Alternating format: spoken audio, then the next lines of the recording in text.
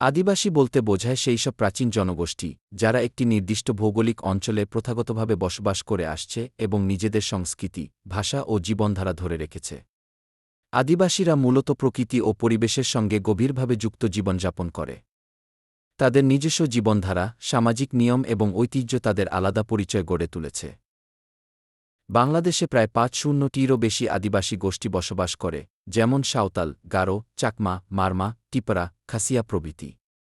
তারা সাধারণত পার্বত্য চট্টগ্রাম ও দেশের উত্তর-পূর্বাঞ্চল জেলাগুলিতে বসবাস করে। আদিবাসীদের প্রধান পেশা হল চাষাবাদ, শিকার এবং বনজ সম্পদ সংগ্রহ।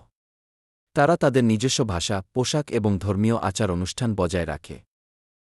তবে আদিবাসীদের জীবনে নানা চ্যালেঞ্জ রয়েছে।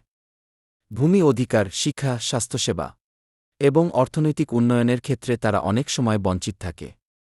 আধুনিকায়নের চাপে তাদের নিজস্ব সংস্কৃতি বিলুপ্ত হওয়ার ঝুঁকিতে রয়েছে। তাদের অধিকার রক্ষার জন্য প্রয়োজন জাতীয় এবং আন্তর্জাতিক স্তরে বিশেষ উদ্যোগ। এই রকম আরও ফ্যাক্ট ভিডিও পাওয়ার জন্য চ্যানেল তো সাবস্ক্রাইব করুন।